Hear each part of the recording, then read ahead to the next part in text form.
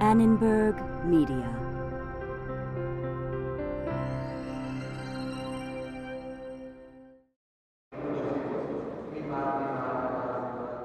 The global economy has taken more than a few revolutions since World War II. The U.S., Western Europe, Japan, and East Asia have each in turn surged to prosperity.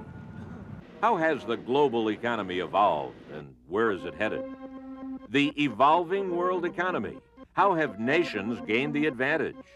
We'll find out when we look inside the global economy.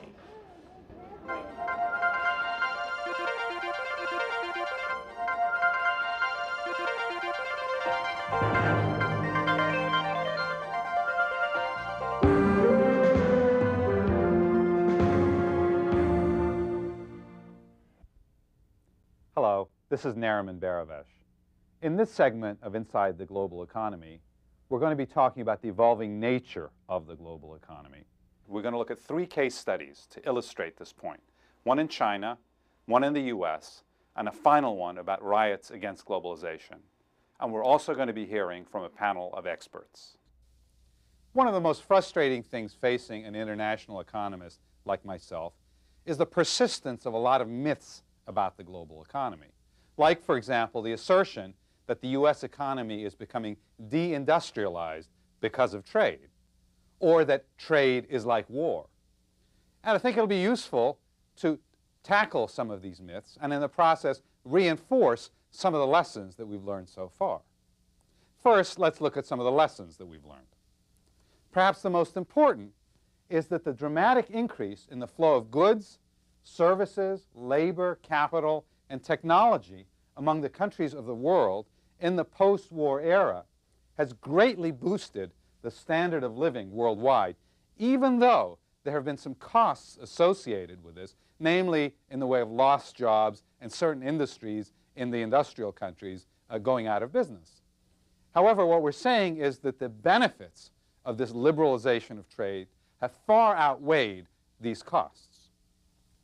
A second lesson that we've learned is that attempts to interfere with a free flow of trade, capital, technology, etc., is at best wasteful and at worst dangerous. What do we mean?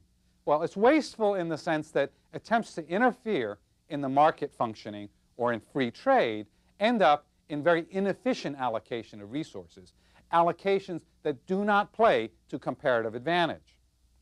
Dangerous in the sense that often attempts to interfere in trade or in the flow of capital or technology will lead to retaliation or trade wars. A third important lesson is that as economies become more integrated into the global economy, there is a role for the government to play in terms of conducting sound macroeconomic policies, in terms of a market-driven exchange rate that's relatively stable, in terms of keeping the economy open to competition and open to trade, in terms of encouraging savings and investment and innovation, in terms of equipping its citizens with sound, solid education and training. However, what we're also saying is that these are the foundations on which comparative advantage is built, but that government should not try to determine where the comparative advantage is, and more importantly, not to try to pick winners or losers in the whole trade situation. Now, having said that, there are also a lot of myths out there about the global economy. The first one that we'll be discussing is that industrial countries are rapidly losing manufacturing jobs to low-wage countries. This, again, is that myth of the deindustrialization of the US and other industrial countries because of trade. Let's see if we can deflate this myth by looking at the first case study, which looks at the rise of China as an economy and a trading power.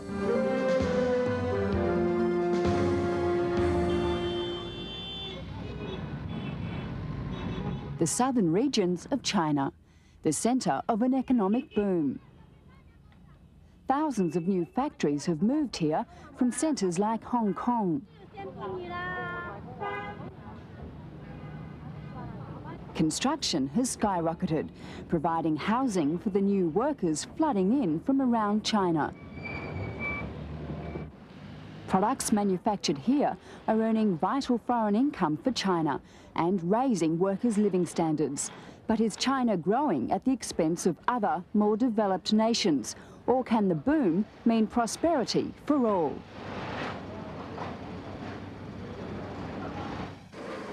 In the 1950s, Japan built its industrial base on low-skilled manufacture like clothes and footwear.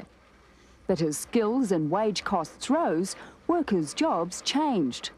Japan developed more complex industries, passing the lower skilled jobs onto developing economies like Taiwan and Hong Kong. It's become known as the flying geese principle. When comparative costs is no longer in line with the production of a certain industry, then the industry will be relocated or taken up by, for example, a lower wage country. And then this process will go on. It's like a team of flying geese flying together in a very systematic way with a leader followed by different tiers of countries. In the early 1990s, China's comparative advantage was in low-cost labour. In the south of China, that saw areas like the Guangdong province inherit much of the lower-skilled, labour-intensive industry being passed on by Hong Kong. And it's bringing prosperity. The influx of manufacturing has seen real economic growth exceeding 20% per year, sustained for more than a decade. Charles Yung is one of the Hong Kong businessmen leading the industry shift. He fled China during the 1960s Cultural Revolution. In Hong Kong, he built a textile business worth hundreds of millions of dollars, which now spans the globe. But his company, the Glorious Sun, is changing. It no longer manufactures in Hong Kong. That job has been passed on to countries such as China. It brings a number of benefits. First of all, the cost is gone down. And the second, China, because they have enough worker and enough space. The second, the China factory can help us to improve the workmanship. So that's a make our product is the price is the cost is lower and the quality is better. That's today we're getting the benefit. China shares in that benefit. New industry is providing jobs and income for millions, replacing low-skilled and lower-paid farm work. It sparked massive investment in infrastructure like housing and roads. Living standards have risen sharply. Workers are learning new skills which improve product quality. They're interesting to not just work, they're interested to learn. That's why we try to provide a lot of the chance to work, a lot of chance to trade for them. Even we set up the university to train the student and try to make, the look at the high level, That's, I believe, for future. They had very, very big potential. Charles Yung's company funds the Northwest Textile Institute in the city of Guizhou. Teachers here are passing on skills learned in the world's fashion capitals, such as Paris, Milan and New York. Students graduate able to turn cloth into clothes.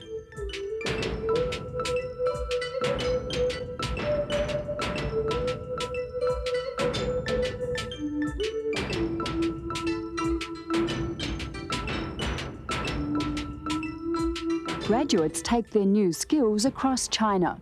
Like a ripple in a pond, they spread to other workers. The knowledge will be vital as more of China opens to development. More recently, a flying geese pattern even exists within China. The Guangdong province becoming now so much developed, labor cost, labor shortage developed. And now the textile industry is being moved further inland into Sichuan province and Hunan province, where land is in greater supply and labor cost is even cheaper. Hong Kong doesn't lose by moving manufacture. There are mutual benefits. It frees resources to concentrate on higher skilled levels of business. The Glorious Sun's Hong Kong office now administers 80 businesses spanning 3 continents. All accounting services are based here. Computer systems improve financial management and production. Clothes made in China and sold around the world are designed here, where market knowledge is more mature. The Glorious Sun typifies Hong Kong's evolution into a financial and management centre, which is generating new wealth. This complementary relationship between nations presents new opportunities for the more developed economies. Today in the developed countries, they specialize in something which developing countries would still have a great demand for, like services. Like the United States today is very much a service-oriented economy. The United States has a huge trade deficit in commodities, but in fact the United States has a huge, favorable balance in terms of export of services. The boom in developing countries like China does not mean more mature economies suffer. Their role may change, but as they move to providing much-needed services and expertise to developing nations, they tap the flow of new wealth being generated. It's a positive sum game. That is, one country's success doesn't mean another's loss. By filling a new niche, countries are building industry and raising living standards. It won't stop with China. Already, countries in Africa and Eastern Europe are carving their place in the economic new world order. What do economists think of the rise of China as an economic and an exporting power? Some time ago, I was joined by some of my colleagues in Melbourne, Australia, to discuss this case study. They include Richard Snape of Monash University in Australia, Rachel McCullough of Brandeis University in the US, Hervé Torres of the International Monetary Fund, and Magnus Blomstrom of the Stockholm School of Economics. Let's see how the discussion went. Richard Snape, is every country able to rise to be an economic success? Yes, I think that every country can be an economic success. That doesn't mean that every country is going to be a superpower, of course. That's limited to very few countries, and every country can't be a Japan in the sense of having an economy of that size in total. But I think every country has the potential to grow. Every country has the potential for its citizens to be well off. Fiji is not going to become Japan in size, but the Fijians have the ability, like any other country of the world, to grow and to prosper. Magnus, is one country's rise at the expense of another's? Oh, no, definitely not. This is not a zero-sum game. It's definitely 1 + 1 is more than 2 here. And I think this was very well illustrated in the Hong Kong-China cases. It starts out with China, it spreads over to the next country, and definitely it's not a zero-sum game there. But surely with finite resources, Rachel, is there enough to go around? I think the important lesson of the last 100 years is that there isn't a limit to what incomes can be given the right circumstances. The key to steadily increasing incomes is steadily increasing productivity.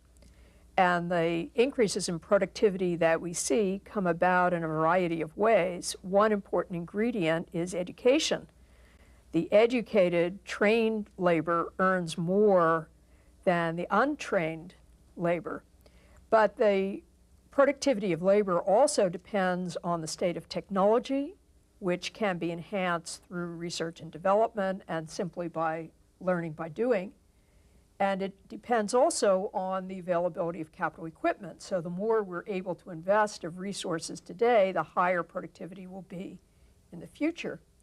And the way trade works into that is that another element of productivity is doing each kind of work in the place that's most efficient, relatively speaking, in doing that work. So the global division of labor is yet another boost to per capita incomes around the world. Domestic markets usually are, a way of or a justification for some other policies, like the import substitution policies that protects from external competition, those sectors that are producing for the domestic markets, they tend to create monopolies internally in the economy, and then you don't have the gains of efficiency. We have then we have very clearly the fact that the domestic market, in some cases, help an industry, but on the basis that it is moving out or inward looking without making a difference in terms of the efficiency or the competitive sector. Adam Smith said it a long time ago that growth comes from division of labor that is specializing on particular tasks, and that is only limited by the extent of the market. Well, the market is getting greater and greater, and the market is now the world.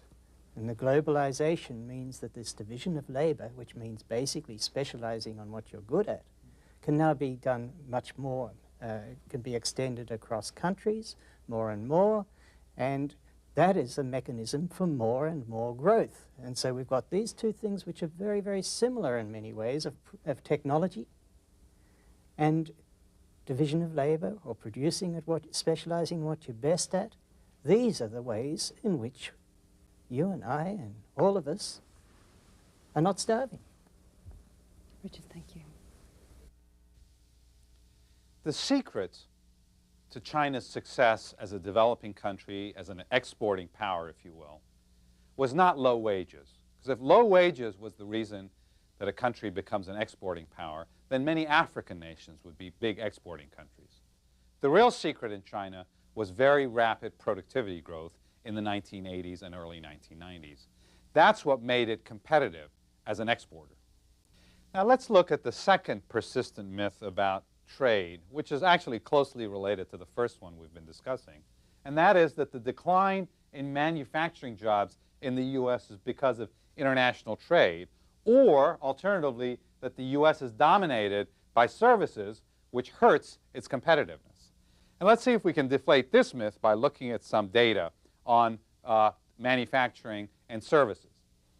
This is a very interesting graph that looks at the evolution of the three major sectors in the U.S. economy: farming, industry, and services, from 1850 to 1992. A couple of things to notice. One is that employment in farming has dropped dramatically from about 60% of the workforce to about 2% of the workforce in the U.S. from 1850 to now.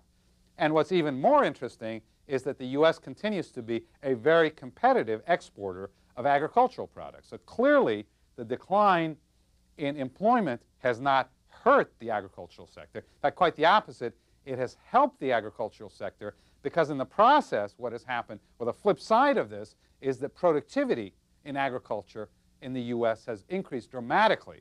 The U.S. is one of the most productive producers of agricultural product, and as a result has remained a very viable agricultural export. Now what's interesting is that at the time this was happening, and at the time that the employment in industry was rising from 1850, let's say, to the 1950s and 60s, as we can see in this orange line, there was a lot of hand-wringing about this change, this trend. It was a dramatic change. And there were a lot of people that used to talk about the fact that you can't eat machines, namely that they were very worried that this trend was adverse, away from agriculture into manufacturing. Well, the same phenomena is occurring now in manufacturing and services. You're seeing a lot of hand-wringing over the fact that manufacturing employment is going down while service employment is rising in the U.S. And again, the reason is that in order to remain productive, in order to remain competitive, in fact, many U.S. manufacturing companies have had to shed labor. And that's the way they remain productive and competitive. So the decline in the employment in the industrial sector or manufacturing sector has been accompanied by fairly rapid increases in the productivity of that sector. And at the same time, as I said, you see a lot of hand-wringing, people saying, well, the U.S. can't live without a manufacturing sector. Well, it won't, because it doesn't have to. In the same way that we still have a viable agricultural sector, we will continue to have a viable manufacturing sector, however, with far fewer employees than now exist even. In the meantime, employment in services has been rising. It's now close to 80% of the entire workforce. And let's look to see where this employment has been taking place. This particular graph shows U.S. private sector services, and it looks at the growth from 1980 to 1991 in all these various services. Legal services have been growing very rapidly. Business services next fastest, then health services, recreations, hotel, education, and on and on. So this is the way the distribution occurs. Incidentally, often in discussions of the services sector, people talk about the fact that we don't want to become a nation of hamburger flippers. Well, it's clear from this that we're looking at professional services as being among the fastest growing in the nation. Now, it's important to note that this change from manufacturing to services has not only occurred in the U.S., it's been occurring in all the industrial countries of the world. And here we've got the major industrial countries, U.S., Canada, France, Italy, Britain, Japan, West Germany. And you can see that from 1970 to 1991, in all of these countries, the percentage of services in the whole economy, or services as a percent of GDP, or gross domestic product, which is the whole economy, has risen in every single one of these countries. So this is not a phenomenon that's isolated to the U.S., but it is a trend, it's a change, it's an evolution that all the industrial economies are going through. Now, what's also fascinating is that U.S. exports are taking on a distinctly more service-oriented nature. What do we mean when we talk about exporting services? Let's use two examples. One is a consultant in the U.S. goes to France, let's say, and sells his or her consulting services to a French company. That is an export of a service. Or on the other hand, another example is, let's say, tourists from France coming to the U.S. That is, in effect, the export of tourist services to France. They come to the U.S., no question about it. They enjoy hotels, traveling around the Grand Canyon and Yosemite and so forth in the U.S. They're paying with French francs. But it's nonetheless viewed as an export of services to the French tourists who are enjoying the services. So those are two examples of how we export services. And in fact, service exports are becoming increasingly more important to the U.S. economy. There were only about 20% in 1980 as a percentage of total exports. Now they're close to 30% as a percent of total exports. And in fact, this increase in the export of services is a worldwide phenomenon. The exports of commercial services, which includes transport, travel, tourism, banking, and insurance, have been rising from the late 70s to the late 80s. We see a very dramatic increase, almost a tenfold increase in the trade in services worldwide. So services, which we used to think of as a pretty sort of low-level, not very glitzy kind of sector, is in fact a very dynamic sector in the world economy. And the U.S. is clearly the leader in the exports of services by a long shot. The next in line is France, and then Britain and West Germany. So clearly this is a dynamic area, one that's growing rapidly in terms of trade, and one in which the U.S. has a comparative advantage. And we can see that in this next graph, which looks at the trade balance in services and in goods. In the late 1980s and early 1990s, the U.S. ran a trade deficit in terms of merchandise trade. That's goods. But on the services side, it was running a substantial surplus. So again, this is an area that seems to be a comparative advantage for the U.S., one in which we seem to be doing well. So it is not, and I want to emphasize this, it is not a reason for lack of competitiveness for the U.S. Quite the contrary. The emphasis on services in the U.S., our comparative advantage, is actually helping us in the international economy. Let's see if we can summarize what we've been saying so far, and in the process correct some of the common misperceptions about the services sector. We listed three of them here. The first is that there's a sharp distinction between services and manufacturing. In fact, it turns out that that distinction is largely meaningless today. I'll give you a couple of examples to illustrate the point. We tend to think of General Motors as being in the manufacturing sector, and its suppliers of things like auto parts and so forth also being in the manufacturing sector. Well, surprise, surprise, the largest supplier to General Motors is Blue Cross Blue Shield, the health provider. Also, a very large chunk of General Motors revenues comes from finance and insurance. So again, it's very hard to disentangle the manufacturing aspects of General Motors and the service aspects of General Motors. Let's give a couple other examples. For example, we tend to look at computers and software together. We buy them as bundled products, not as unbundled products. The computer itself is manufactured, but the software is a service product. Similarly with medical services and medical equipment. We don't think of these as separate. We think of the medical service being provided, in effect, in conjunction with or as part of the technology or the medical products. Same thing with a VCR and a videotape. We don't buy them separately. We buy them in conjunction. So again, it's very hard to disentangle these two. They're very closely meshed together. A second misconception is that service sector jobs are all low productivity jobs. This is the notion that we're condemned to become a nation of hamburger flippers. But as we saw a few minutes ago, a lot of the fast growth in the service sector has been in the professional services kinds of jobs. But there's another interesting point here, and that is that we have a lot of trouble measuring the output and the productivity in the services sector. Let's use an example here of Microsoft. How do we measure the output of Microsoft? Is it the number of lines of code that are written? Is it the number of diskettes that are mailed out? Neither of those is very satisfactory because it doesn't measure the true value in the product of a Microsoft in terms of whether it's a Windows or a Word for Windows or what have you. And similarly, in terms of the productivity increase from version to version, again, how do you measure that? It's very hard to put a number on that. So we have a lot of trouble measuring the output and the productivity of services. And in the process, the conventional wisdom is that we underestimate the productivity growth in the services sector. The third misconception is that trade and services is either unimportant or in fact gets in the way of the U.S. competitiveness. And as we saw earlier, in fact, trade and services is becoming increasingly more important. And not only that, the U.S. has a comparative advantage and a leading edge in the trade and export of services. To illustrate some of these points, let's turn to the second case study that looks at the operations of a software producer in California.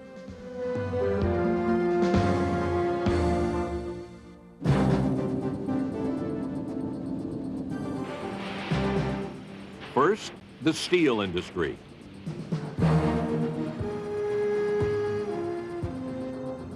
Then, the auto industry. Then, electronic equipment and computers. Industries pioneered by Americans and dominated for years by American companies and their workers. But in less than a decade, other countries surged to industrial leadership. Had the U.S. lost the key to world-class industrial power, or could it create a new program for leadership?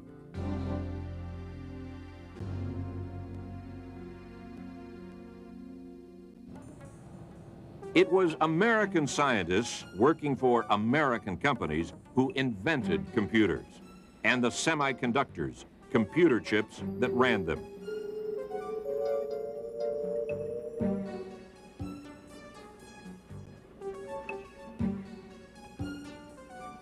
But by the 1970s, the U.S. comparative advantage in chip making had moved across the Pacific, taking American dominance of the chip industry with it.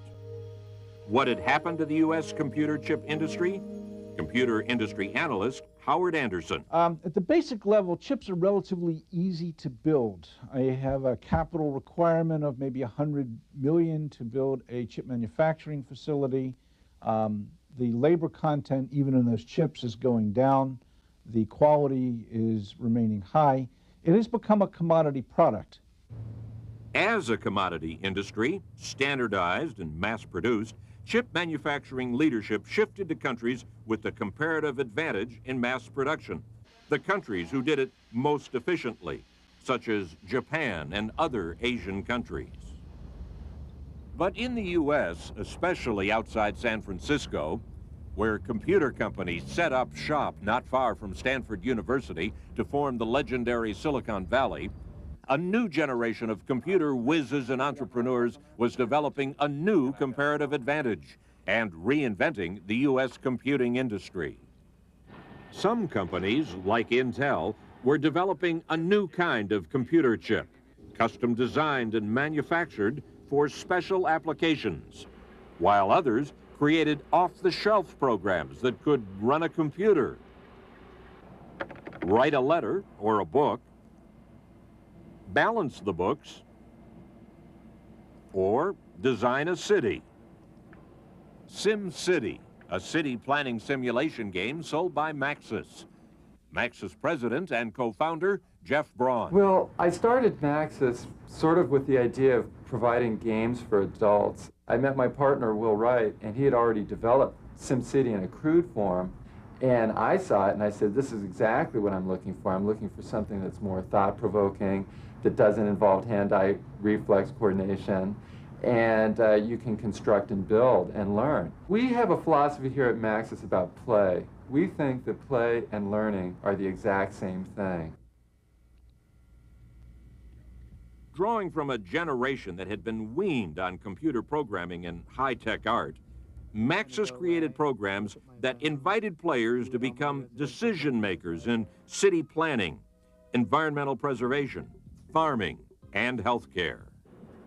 As in real life, decisions had consequences to which players had to respond.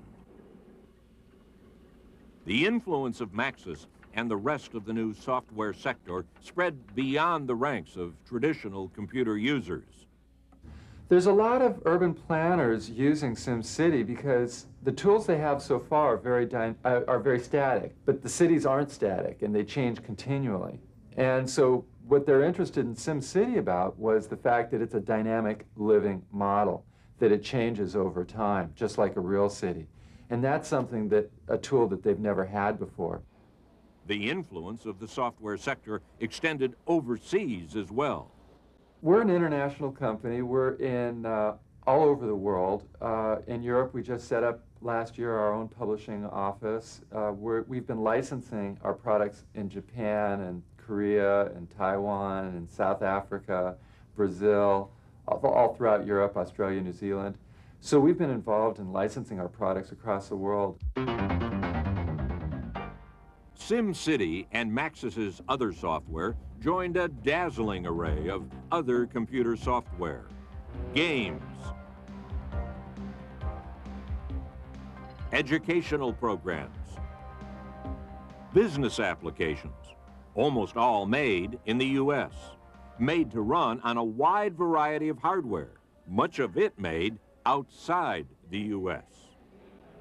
The old giants of the computer world had been humbled by the fiercely competitive software sector, and a new generation, a United Nations of hardware and software producers, had been installed at the head of the computer industry. What factors had fueled U.S. dominance of this new sector of the computer business? One is the creativity. The second is the entrepreneurial nature of software. We have done very well in the software industry. We dominate the personal computer software. We dominate mini-computer and mainframe software. And that probably is going to stay that way at least for the end of the decade. Stiff competition within the computing industry drove hardware and software prices down, far enough to fuel a true computer revolution. The U.S. wasn't the first developed country or the last to see a comparative advantage pass overseas or to create a new comparative advantage at home. And as in other countries, the shift in U.S. comparative advantage from the brawn power of assembly line production to the brain power of software design not only gave one nation a larger piece of the pie, but gave the world a much bigger pie. What do economists have to say about the export of services, like the products that SimCity sells? Let's go back to Melbourne, Australia, and see what the panel has to say. Rachel, if you're in the situation where comparative advantage seems to have been lost to you, what changes need to be made then to bring it back? It seems that the most important thing for countries to do is to create the conditions under which resources that were formerly employed in one industry are reabsorbed into new industries that are emerging as the new areas of comparative advantage. And the case of computers and software offer good illustration of this because they're both industries that use a lot of skilled labor. So as computer production shifted abroad, especially for the more standardized kinds of parts, the software industry was capitalizing on the ready availability of highly trained people in the United States. And so as comparative advantage shifted, our trading pattern moved to importing more and more computer equipment and becoming the world's leading exporter of software products. But here we had the case where we could upgrade those skills. What happens if you don't have the skills available? You can't upgrade them. Well, I guess what we're saying is that the comparative advantage is not a static concept, it's a dynamic concept. And if you allow that process of evolution to occur, then you're better off. If you try to slow down that process, then you really are going to suffer. Well, one of the nice things about this example is it illustrates a very decentralized sector where the investment decisions were made almost entirely by the private sector with minimal direct guidance from government. Doesn't someone have to continue to produce low technology? As a country like the US and the developed countries move up the scale and evolve away from the labor-intensive products, for countries at the lower end of the development scale to step in and produce those and start that process of moving on, in terms of their development path. So indeed there is. So is there no end to this economic evolution? Are we going to continually see this shift in comparative advantage as the process evolves and each country works out its best comparative advantage? Potentially the answer is yes. As long as political factors don't get in the way, the main force behind the increase in living standards in recent time has been increase in labor productivity. And that increase in labor productivity comes in part from increased education and training. It comes in part from changes in technology that reduce the resource requirements to produce a particular good. And it comes in part from an increasing global division of labor. That global division of labor allows us to site the production of any particular good and service anywhere around the world where the opportunity cost of doing a particular activity is the lowest. So what we're saying, I mean, if you think of some South American countries, some African countries, we're saying that they all have the ability to tap into this and emerge. People tend to forget that this takes a long, long time. And it took us a long time to develop where we are today in the developed world. Why shouldn't it take time for the developing countries? You can think of some of the earlier case studies and again think of Korea. Korea, of course, in the end of the 50s, looked at an awful situation. Case. Yes, we'd be thinking of it in terms of almost in terms of a number of the African countries that we could call to mind quite easily. Sri Lanka looked a very much better bet. But Korea, in a very short space of time, is now knocking at the door of the OECD, at the Rich Man's Club, to be a member. Well, this is obviously sounding very positive, Richard, and as if there's no end to this, this pie. There are cases of abject poverty in the United States. We've got lots of examples we can point to where there is pockets of great poverty. Yes, well, that's certainly true, and we shouldn't leave the impression that so long as one opens the economies and adopts outward-oriented strategies, that everything is in the garden is going to be lovely, because obviously within the United States, that's an open market within the United States, and yet within the United States, you've got, as you say, very big pockets of poverty. And in Europe as well. And in Europe, and in all countries. And so we can say, now, why does that occur? Well, it's not the place to go into the distribution of income and all the political and other problems within the United States. But of course, in any imaginable order of the world, there will be countries which are still poor, and very poor. And Rachel, we can't take out the human factor in all of this.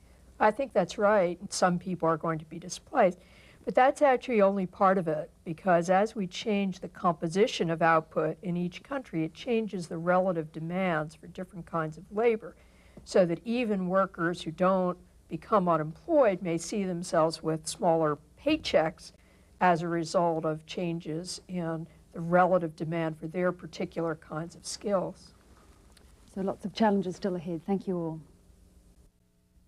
Despite the success of companies like SimCity and the overall success of the U.S. in exporting services, there's still a lot of people that are very concerned about the economic prospects of the U.S.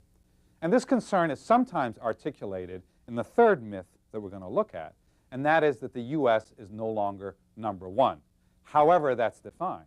Well, we'll take a crack at defining it, taking a look at three different measures and three different ways in which we can rank the overall performance of countries. The first is in terms of the size of an economy, or its gross domestic product, the overall activity in an economy. And based on that measure, the U.S. is ranked number one, Japan number two, it's about half its size, then Germany, France, and Italy. So basically, in terms of sheer size, the U.S. is clearly still the largest economy in the world. Now, behind the concern about whether the U.S. is still the largest economy or number one is the fact that at the end of World War II, the U.S. accounted for about 40% of total world production. By the 1980s, that share had shrunk to about 22, 23%. Now, that's an unfair comparison for a couple of reasons. The first is that it's true that the relative size of the U.S. has declined, but the absolute size of the U.S. has not. The U.S. is still the largest, but the share, as it were, the relative size, has declined during this period. But also, the immediate post-World War II period is a bad comparison point, because during that period, the other countries in this list, Japan, Germany, France, and Italy, were on their knees. They were basically shattered economies because of World War II. So it wasn't surprising that the U.S. accounted for 40% of production. Now, what happened was we wanted Europe and Japan to recover. We wanted them to grow rapidly, and they did. So in a sense, what we're concerned about is the very success we were trying to engineer through things like the Marshall Plan and so forth. A second possible way to rank economies and countries is in terms of their world export shares. Here again, the U.S. ranks as number one. It is the world's largest exporting nation. It has the largest share and volume of world exports. Germany ranks a close second, followed by a close third in the way of Japan, and then France and the U.K. Here again, it's a useful way of looking at it in terms of total exports and trade. But the overall size of an economy doesn't really tell you much about the well-being of the individuals in an economy. To do that, we need to look at per capita income. And there are two ways of measuring this. The first is using market exchange rates. So do a ranking converting every currency into the dollar, let's say, using current exchange rates. So in this kind of a ranking, we've got Switzerland as number one, Japan number two, then Denmark, US number four, and then Norway. However, using this methodology is basically comparing apples and oranges, largely because a dollar doesn't go anywhere near as far in a country like Japan as it does in the US. Japan is a very expensive country.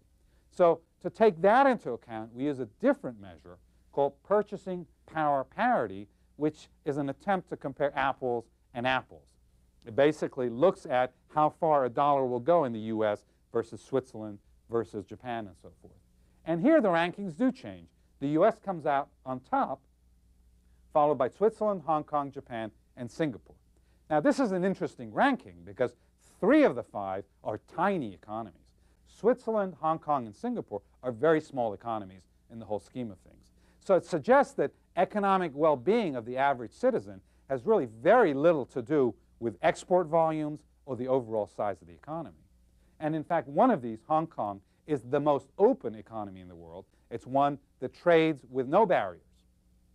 So clearly openness and competition, productivity are very important factors here, and it's not overall size that really matters. An important lesson here, lesson number 4, is that a country's prosperity and standard of living is based primarily on its own productivity performance. Another way of saying that is a country's prosperity is in its own hands. While trade is very important, trade will not make the difference between being rich and poor. What makes the difference is a country's own productivity. Related to this is lessons that we can learn from the tremendous success of the East Asian economies, or the East Asian miracle, as it's been called. And this is important lesson number 5. The East Asian economies, starting with Japan, then Korea, Taiwan, and more recently China, have grown very rapidly in the last 25 years. And they've done so for a variety of reasons. Hard work, openness and competition, in other words, leaving trade open, being in favor of trade, a passion to learn, investing in education, a willingness to change, to be flexible, a conviction that there are no free rides, and overpowering optimism. Now, what's interesting is that these are all the foundations on which the prosperity of America was based. So in a sense, one of the things that we can relearn is some of these very values that made the U.S. successful that are now making Asia successful. Despite the clear gains that have come from the greater integration of the global economy, a process that has come to be known as globalization, recently there has been something of a backlash, as we can see in the third case study.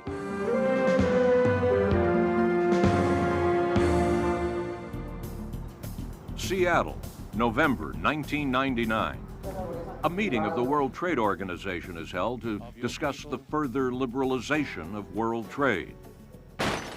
Outside, demonstrators protest, voicing in no uncertain terms their opposition to the World Trade Organization, the International Monetary Fund, and by extension, a system of trade and financial flows around the world that integrates economies, otherwise known as globalization.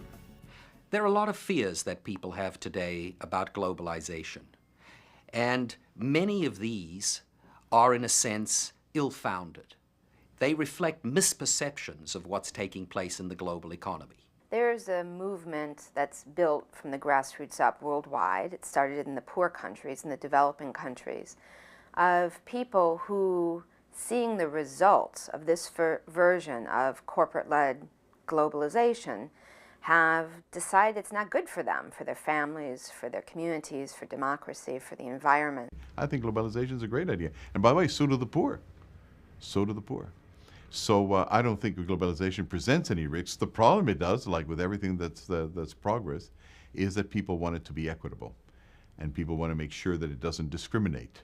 But I don't think that anybody can seriously object to universalization or globalization. There's nothing wrong with globalization per se, but where the sensible disagreements are is about whether we have the right framework of rules or not. We think of globalization as a relatively recent phenomenon. In fact, it has a long history. In many ways, globalization was much more advanced in the latter part of the 19th century. There was great labor mobility as people moved from Europe to the United States. The U.S. borrowed lots of money from other countries to build railroads and open the West. The world monetary system was the gold standard, so the world economy was quite integrated and had few barriers. It was only in the 20th century, after the First World War, that the world economy experienced a major fragmentation, with high tariff barriers being erected. The second half of the 20th century was spent essentially lowering those barriers yet again. A good example of an integrated market is the United States. Different regions of the country specialize in what they do relatively well and sell it freely to the rest of the huge American market.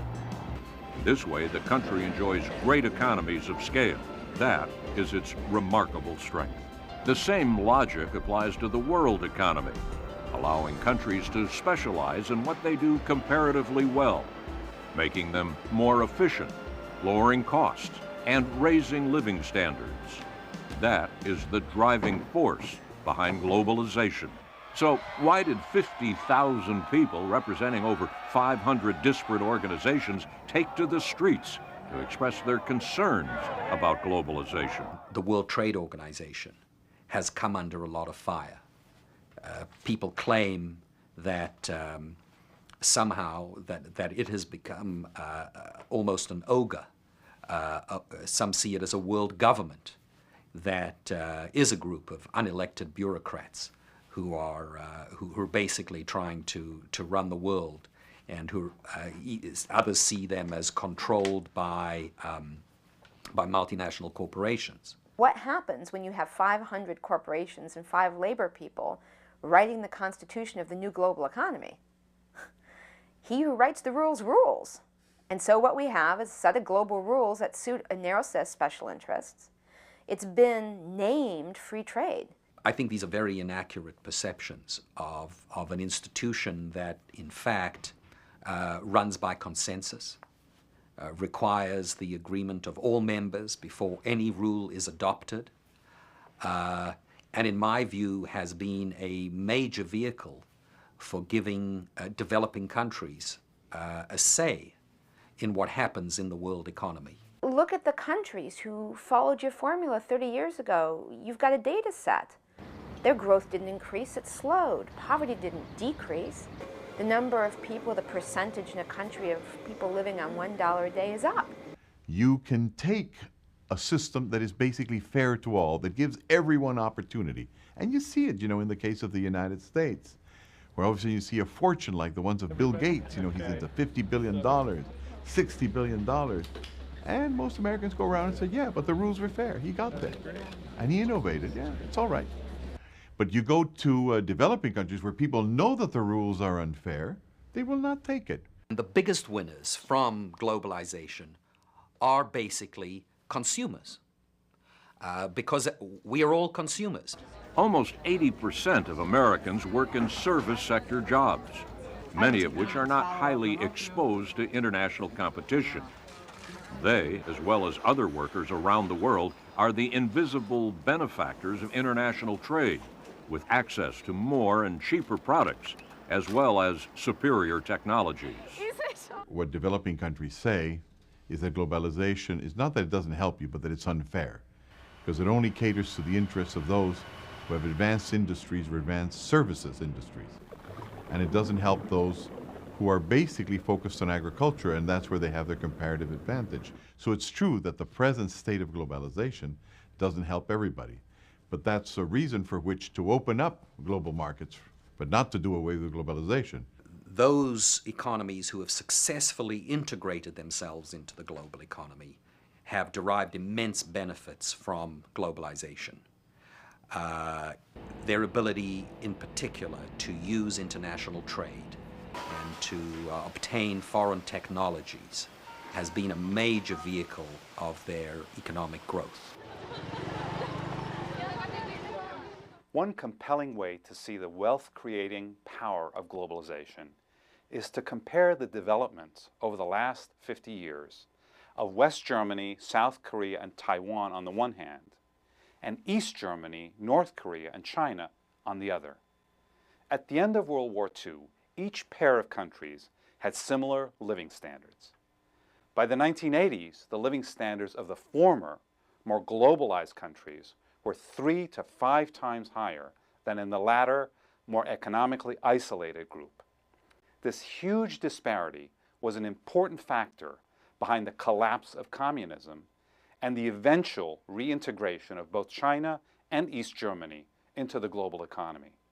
Since the late 1980s, many emerging markets have joined the globalization bandwagon by unilaterally opening up their economies to trade and investments. It's ironic that while demonstrators, mostly from developed countries, marched in Seattle, delegates from many emerging markets, including China, were applying to join the WTO. In the last 20 years, the levels of poverty in both China and India have fallen dramatically as both countries have embraced more open and export-oriented development strategies. In the end, globalization turns out to be one of the most effective ways to improve living standards worldwide. The challenge is not to slow or stop this process, but to help those that have been left behind and to make sure that the gains from globalization are distributed more evenly. This brings us to the very last persistent myth which needs to be dispelled. This notion that trade is like war and that prosperity is like power. Now, the link between these is that trade leads to prosperity and war leads to power. But nothing could be further from the truth. In war, one country wins and another loses. In trade, both countries are better off. Power can only be gained at someone else's expense. Prosperity can be shared. For Inside the Global Economy, this is Nariman Baravesh.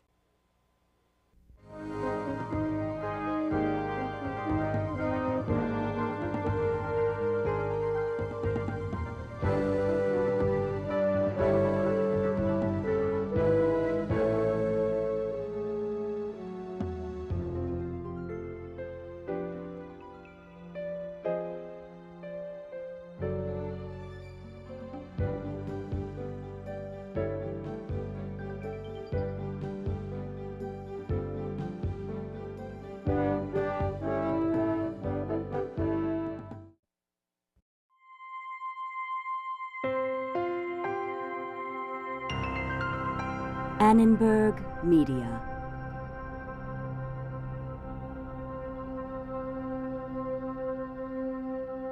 For information about this and other Annenberg Media programs, call 1-800-LEARNER and visit us at www.learner.org.